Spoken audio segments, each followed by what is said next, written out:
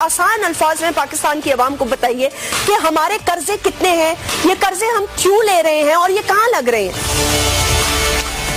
شکریہ جاسمین، اور یہ بڑے اچھے سوال ہیں، اور اگر آپ مجھے 1-2 منٹ دیں کیونکہ یہ تھوڑی کمپلیکیٹڈ ڈسکشن ہے، اس کا آغاز جو ہے وہ تھوڑا سا لیگیسی ایشوز سے بھی ہوتا ہے۔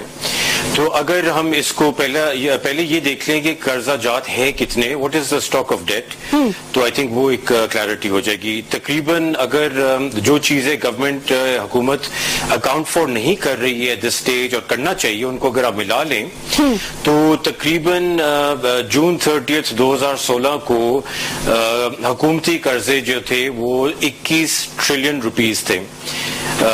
میرا خیال ہے 21 کھرب روپیہ بنے گا غالباً جی، تو یعنی کہ 21,000 ارب روپیہ یہ حکومتی یہ قرضہ جاتے ہیں۔ اور اگر آپ موازنہ کریں 2008 میں جون 2008 میں یہ 6.4 ٹریلین روپیز تھے، یعنی کہ 6,400 ارب روپے تھے۔ تو یعنی کہ یہ 8 سالوں میں 3 گنا سے زیادہ اضافہ ہوا ہے ہمارے قرضہ جات میں۔ اور اگر وہ پراپر فائنانس منسٹر ہوگا تو وہ یہ سوچے گا کہ یہ ملک کی ترقی جو ہے 5 سال کے بعد اس کا کیا ٹریجیکٹری ہوگی، ہم کہاں تک پہنچیں گے، اور یہ جو ڈیٹ ہے اس کو کیسے ریپے ہوگا۔ یہ ڈار صاحب کی سمجھ میں نہیں آ رہا۔ انفیکٹ ڈار صاحب نے ایک بات کی کچھ دن پہلے سینٹ کی فلور پہ which is really scary۔ انہوں نے کہا کہ سی پیک آگے جا کے ہمیں جو پرابلم ہوگا وہ سی پیک سے ہوگا۔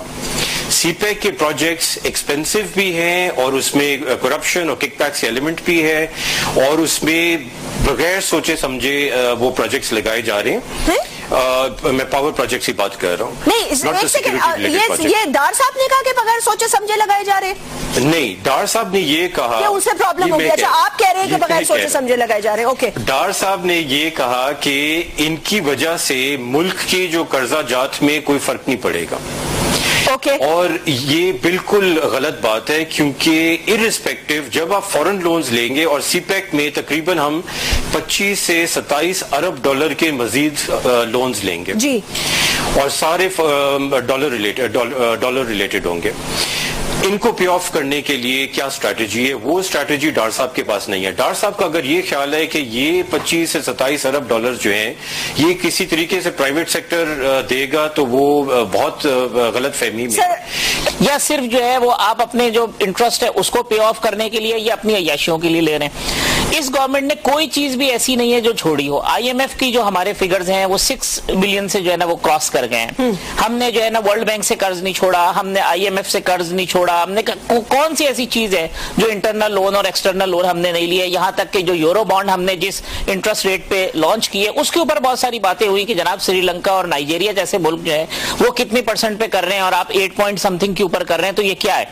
معاملہ یہ ہے کہ آپ نے سوال پوچھا تھا کہ یہ قرض اترے گا کیسے۔ جی ہاں، قرض اتارنے کے لیے تو 20 دفعہ پولیٹیکل گورنمنٹ نے سلوگن دیے، یعنی خود نواز شریف صاحب نے ایک دفعہ کہا تھا کہ قرض اتارو ملک سنوارو، ایک کمپین چلی، لوگوں نے جو ہے نا اپنے کانوں کی بالیاں بھی اتار کے رکھ دی، اپنے جو ہے نا وہ کڑے اتار کے رکھ دیے، زیورات اتار دیے، لوگوں نے کہاں گئی وہ چیزیں؟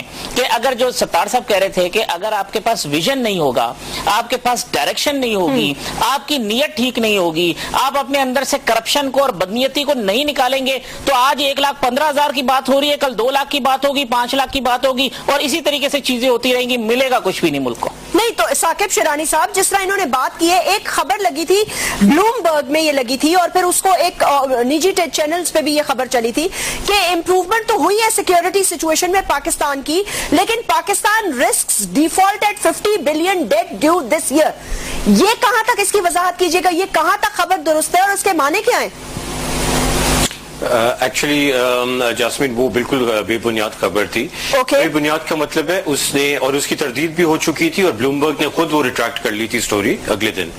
یہ بہت بے وقوفانہ ان کی ایک انپروفیشنل، میرے 22 سال کی فائنینشیل مارکیٹس میں اور انٹرنیشنل مارکیٹس میں میں نے ایسی کبھی سٹوری نہیں دیکھی بلومبرگ سے، پارٹی کے ہوں یا یہ ان کے ہوں۔ یہ بتا دیجیے گا کہ یہ جو اسحاق ڈار صاحب نے، کیونکہ آپ نے کہا کہ آپ انسائڈر رہے ہیں، اسحاق ڈار صاحب نے 3 جو ہے وہ فورنرز جن کے نام آئے اب ہیں کتنے یہ پتہ نہیں, 3 کے تو ہمیں نام پتہ ہے کہ 2014 سے وہاں پہ کام کر رہے ہیں, ایک برٹش نیشنل ہے, ایک بیلجیم کے ہیں, ایک ڈچ ہیں.